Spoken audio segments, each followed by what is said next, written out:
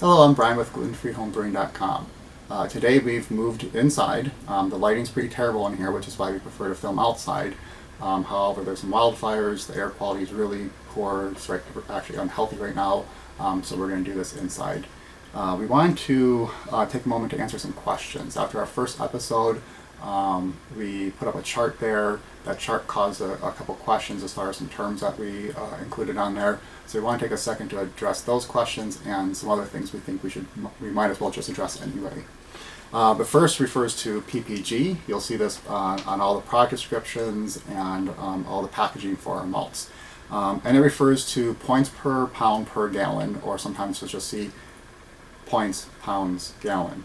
And essentially, being a home brewer, we can think about it in terms of a 5-gallon batch. So you collected 5 gallons of wort that has a potential gravity of, say, 1.060, and you achieved that from a 15-pound grain bill.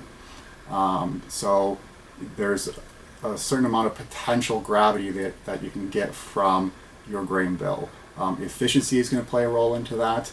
You might hear somebody say, hey, I had really great efficiency, I got 0.1068, but my target was 1.060.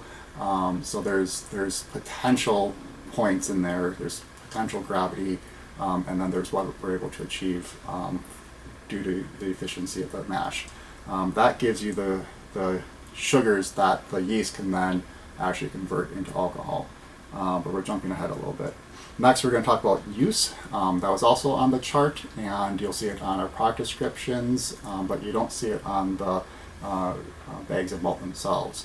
What it simply refers to is what percentage of the grain bill the maltsters recommend using for that particular malt. So a base malt like a pale malt or a Vienna, Munich, even biscuit is used in really high percentages. As opposed to the character malts or the specialty malts, the roasted malts, you'll see that the percentage of use is much lower because you're going to use a small percentage of the overall grain bill with that particular malt.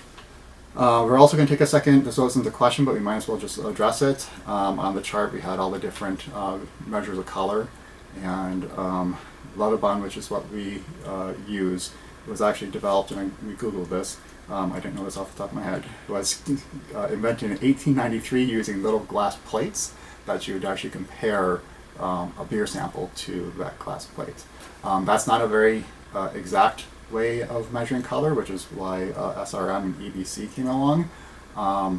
But we also should point out that there's a range with the malts. You'll see when you look at the profile of the malt or the product description of the malt or the bag of malt, there'll be a range, and that is because from one batch to another from the malt house there is some variation. While we're answering questions or talking about things that we probably should leading into this series, we should probably talk about DP or diastatic enzymes or power, which refers to the enzyme activity in a malt. That's a term that the conventional brewer probably doesn't throw around very much because they generally don't care that much because there's an excess of enzyme activity in conventional malts. Even when brewing a high adjunct beer conventionally, the excess of enzyme activity in their malts will offset the inactivity or lack of enzyme activity of their adjunct additions, which may have lower or no activity. If you're a gluten-free brewer, however, all of our malts have relatively low diastatic power, so we add enzymes. We add enzymes so that we can get a conversion and good efficiency and give the yeast something to eat. So if you're adding enzymes, you didn't know why, or were thinking about brewing gluten-free beer and heard about this whole enzyme thing, and you come from a conventional brewing background, and that's pretty unheard of, that's why. So we're making up for a lack of enzymes in the malt. Last, I want to talk about yeast nutrients. Again, in the conventional arena, it's not uncommon. And commercially, it's very common to use yeast nutrients because it creates stability and some predictability in fermentation, particularly when you're trying to make the same beer over and over again.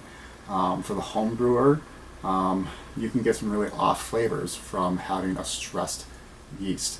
And what causes a yeast to become stressed is a deficient nutrients in the wort. In conventional beers, again, it's not uncommon to use yeast nutrients. With gluten-free brewing, we highly recommend using yeast nutrients because our experience, conversations with head brewers and other home brewers, is that gluten-free worts just tend to be deficient in nutrients, and we want to have a healthy environment for the yeast to do their job. So that's it for the questions. Keep them coming though. We will address more along the way if need be. And we're going to move on to our next episode in this series.